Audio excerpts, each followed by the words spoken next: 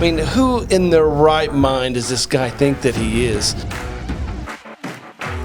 Our education system has failed us. I can't stand his advice. During the last bear market, this kid was probably still getting his diaper changed. Don't listen to that guy. There's creeps out there giving you bad advice. What a tool bag.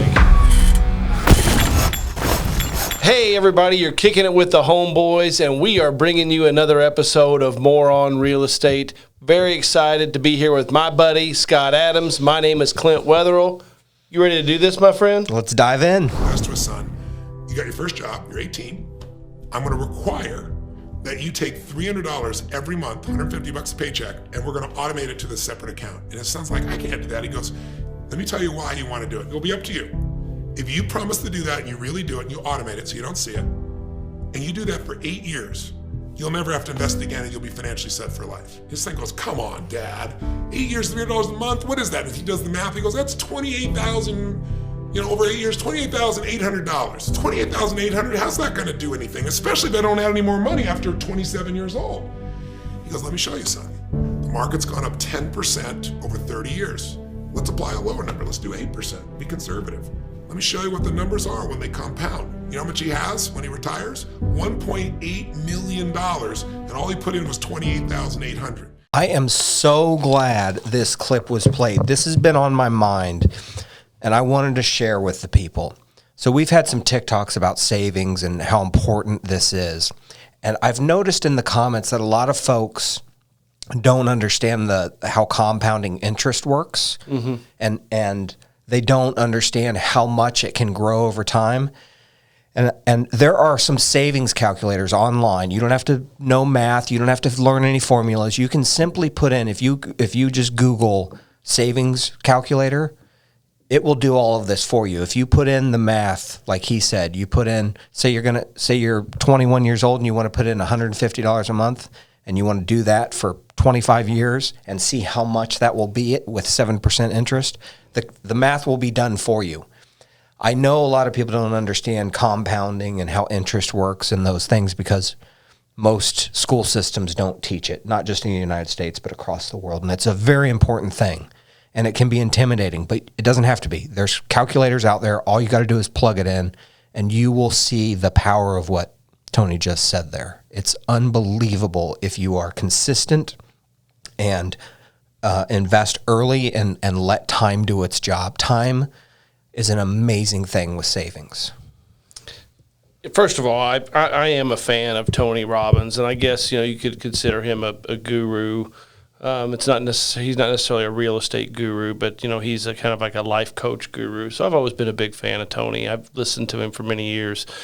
But secondly, we had a guy on our podcast, Curtis Ray, is an insurance guy, and he has a catchphrase, always be compounding.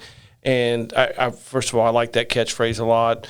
But we do see a gap in financial literacy where people don't understand what that is.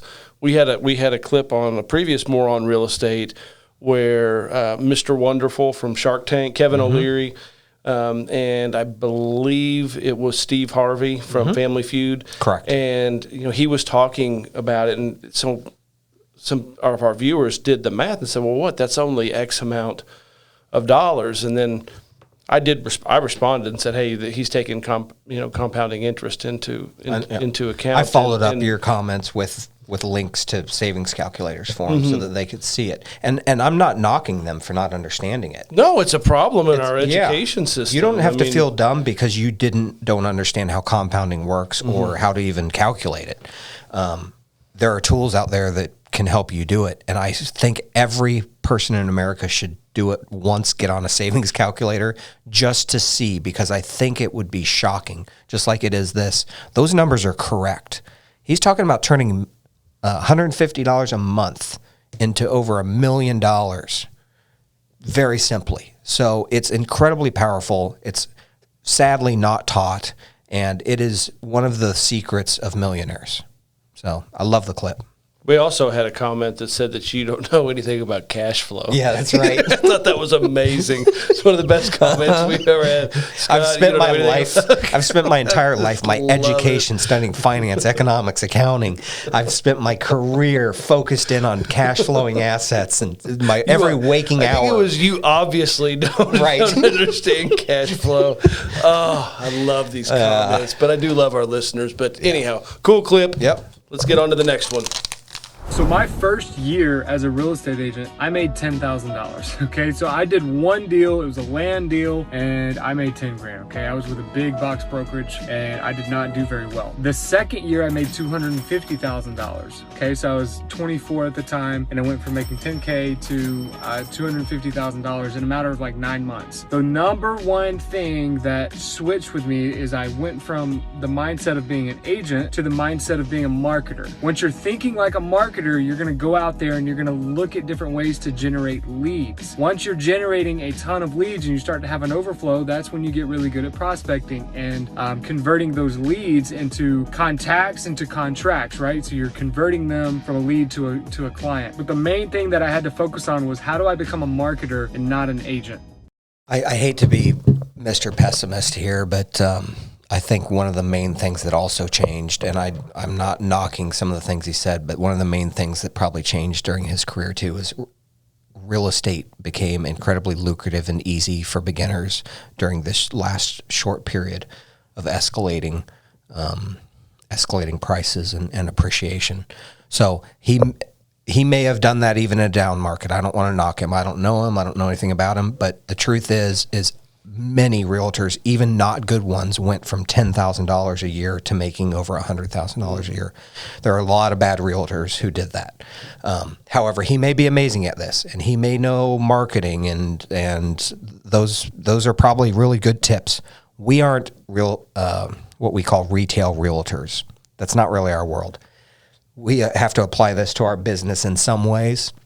And it's true. You always got to be marketing and selling yourself. It's very important. And you should quit looking at people I think you should quit looking at them as contacts into contracts. I think even that stuff is stupid. You want to take care of your clients. You want to create relationships for life, and you want to help better your clients' lives. And to look at them as contracts is just kind of gross a little bit to me, and not how we operate. We operate under the sense of a client relationship where our entire goal is to help them succeed in whatever ways we can.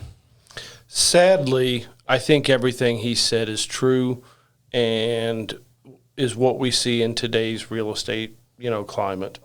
These agents, they are just marketing machines. It used to be agents were real estate professionals. Right. It's just not anymore. Good point. It is the single biggest decision, investment decision of most people's lives whenever they get into buying their home. Mm-hmm. And a lot of times they're going to somebody that's a good TikToker or a good, Instagrammer, as opposed to someone that, truly knows, real estate.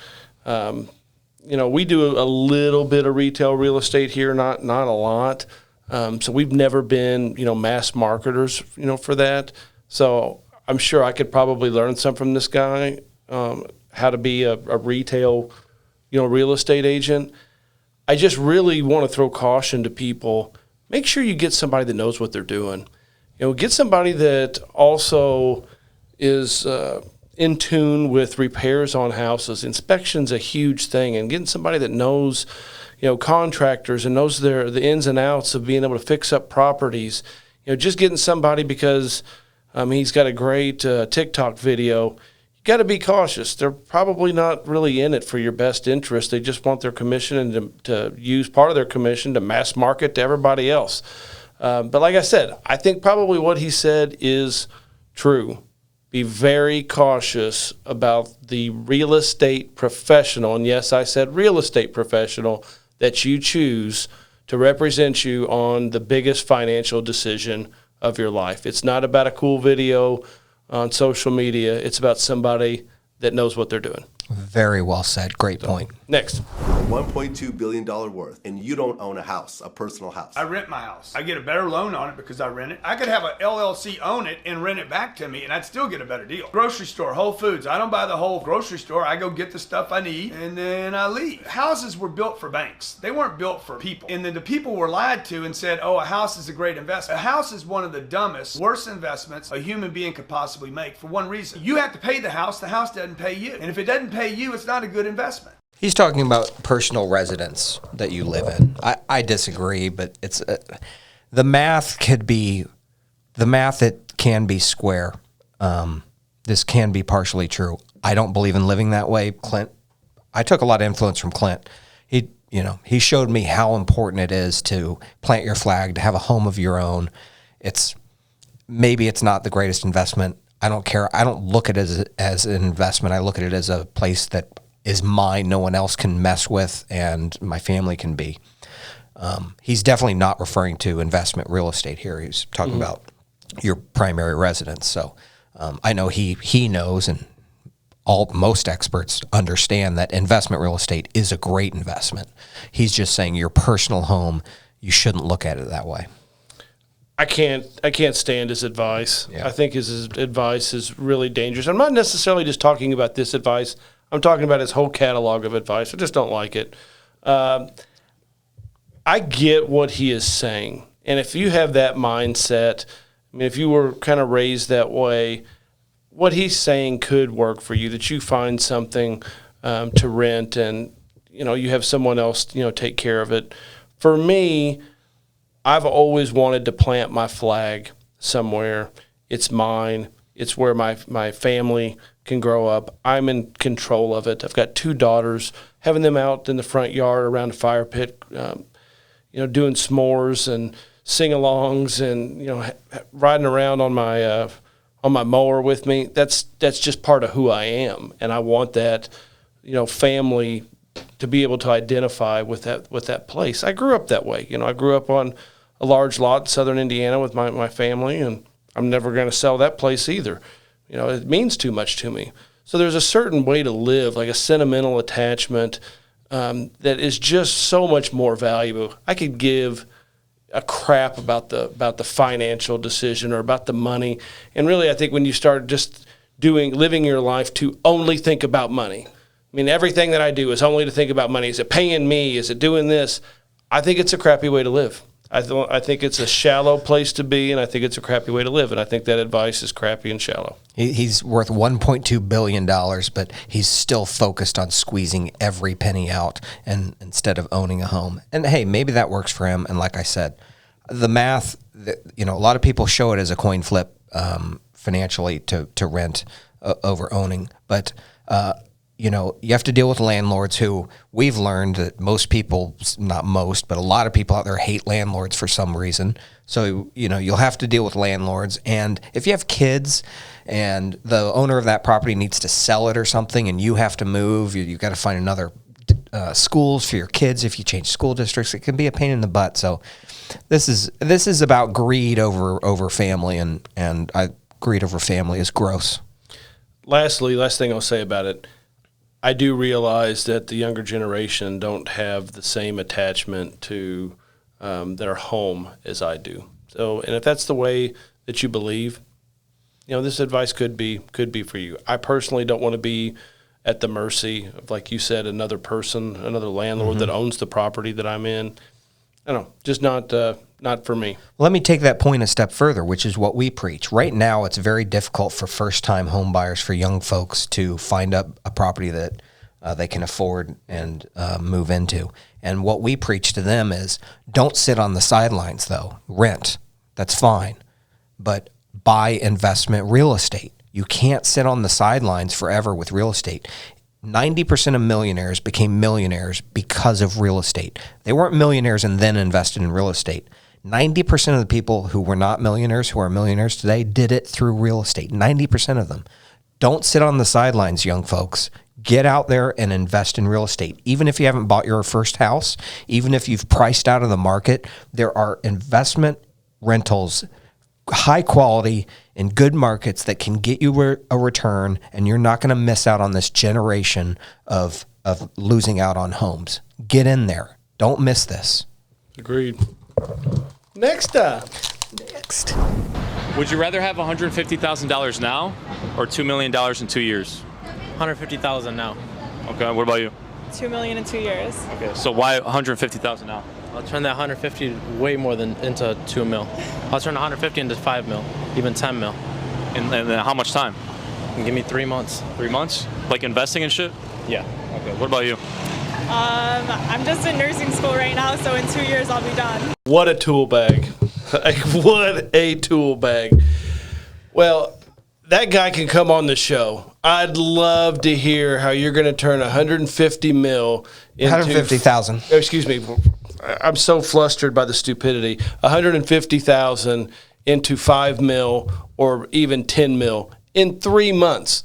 I mean, who in their right mind does this guy think that he is? 150,000 now versus 2 million in the future. I mean, get a room full of the top financial minds that this world has ever seen.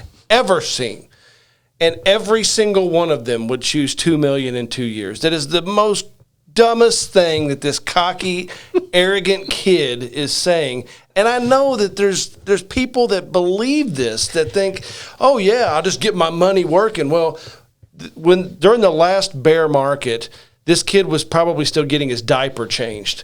He's not lived through a recession. He has no idea when times are tough. And he's got this false sense of, oh, this elevator ride is going to continue on us, ride it up and 150,000 into Even 5 if this million. even if this elevator ride continued, it's not. You can't do that. It doesn't matter about any elevator ride up or Correct. down. It's impossible. It's hard for me to even get the words Here's together. what I This think. is so stupid. Here's what I think happened. I'm going to show this kid some grace. He's in front of a beautiful girl. He was asked a question. It has to be his sister. There's no way that's his girlfriend. He's in front of this beautiful girl.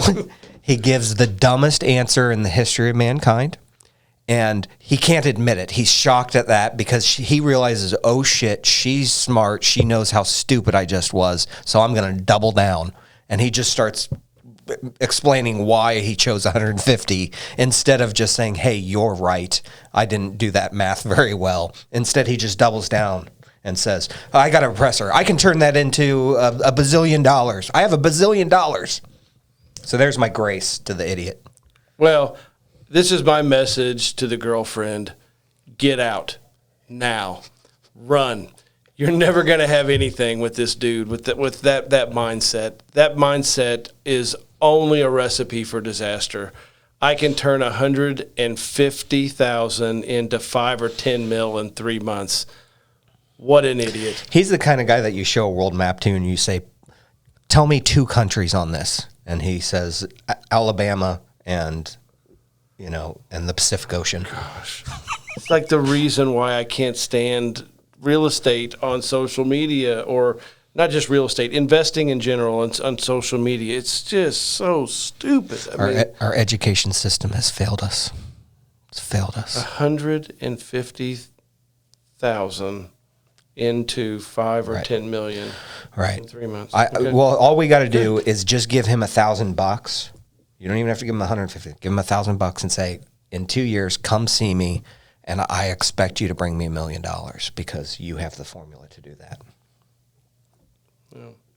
Maybe he does. He's got a smart woman on his arm. Maybe they're able to turn it around on her brains. It's definitely not going to be his. That's definitely his sister.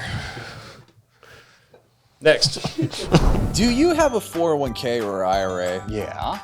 Are you relying on it to produce you an awesome retirement? Yeah.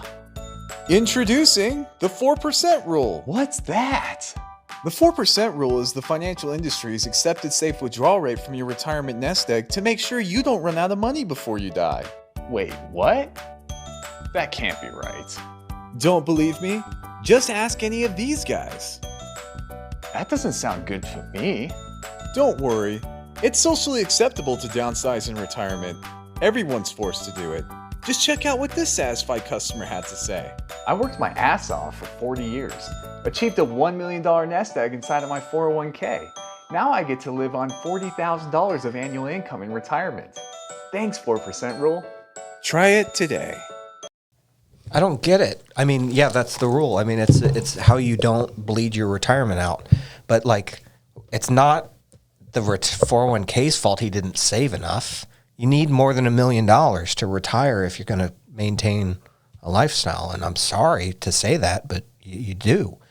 You know, for every $1 million that you save, you have $40,000 a year to spend if you don't want to deplete the actual egg that's in there. And you can go a little more aggressive. You know, I hear things as high as 6%, you know, depending on how long. But I mean, yeah, it's an accounting rule. It's a known rule. But I don't get the thing where he's like, thanks, retirement. Like, no, thank yourself. You're the one who didn't save enough. I don't understand why he's mad. Like, that's so weird to me. I know it's really unpopular, the 401k, the IRA is really unpopular in a certain generation. And I talk about it on the show all the time. It's not our only vehicle for savings. And it's not your only vehicle for savings, but it is there. You know, we have a 401k that our company has for all of its employees, and we have a company match. It's free money. You know, it goes, you know, to all of our employees. It's a great tool.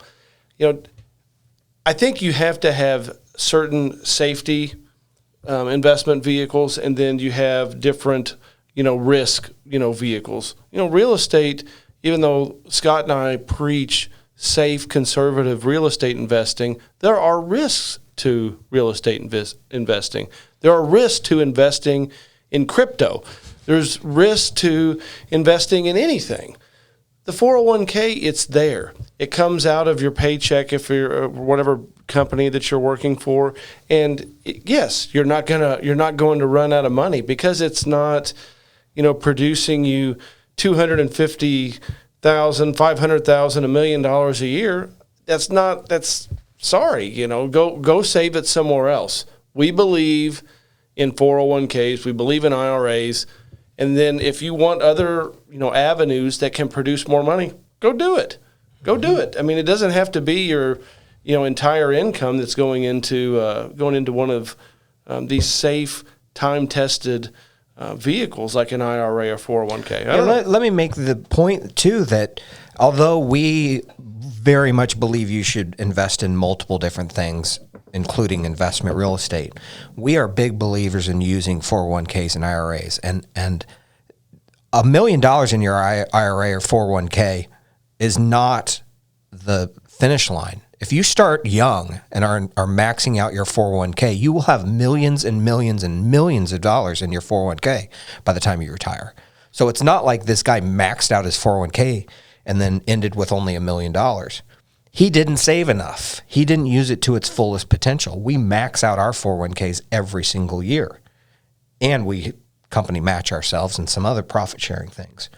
He didn't save enough. So don't think that you can't retire just with a 401k. You can. We don't suggest that. We think you should have investments outside of your 401k, different risk levels, and look at your whole health overall. But a 401k, you can retire on just that if you wanted. You just have to save more than $1 million, which sounds like a lot, but again, compounding interest, it can be done so easy if you start when you're 22 or 25 with your first job. $150 a month, put it in a savings calculator at, say, 6%, and figure out how much you'll have. You'll be blown away. Why is there a war on saving? I don't know, man. There's a war on saving. It's bananas to me. Like I don't get it. It's not enough, and it has to be now, and it's got to be, you know, rental arbitrage, and I take someone else's thing and I turn it into mine, and I don't know. It's crazy. Like they literally crap on every type of savings. You know why the wealth gap is? You know, one reason why the wealth gap is getting worse because no one's saving. Yeah. You know, it's a generational plague that people can't get out of. Yeah. It doesn't have to be. Young people, please set up savings when you're young. I wish I would have set it up larger when I was younger. The power of time is unbelievable. Again, go play with a savings calculator. Just Google savings calculator, put in your age, your retirement goal, time, and there's all these different things you can play with to see how you can make it work. The tools are out there. Focus on your financial health because the education system let you down. They did not teach you this stuff. So you got to go teach yourself. Sorry. I wish our school system would have taught you this stuff. They didn't. But you can go learn it on your own, and you should. It will improve your life in ways you would never imagine. That's our show for today. We're very grateful that you kicked it with the homeboys. Got to be careful out there. We got to hear some great advice from Tony Robbins today. We heard a douchebag talk about how he could turn $150,000 into $5 or $10 million in 3 months. In front of his sister. In front of his sister. Don't listen to that guy. There's creeps out there giving you bad advice. Till next time, happy investing.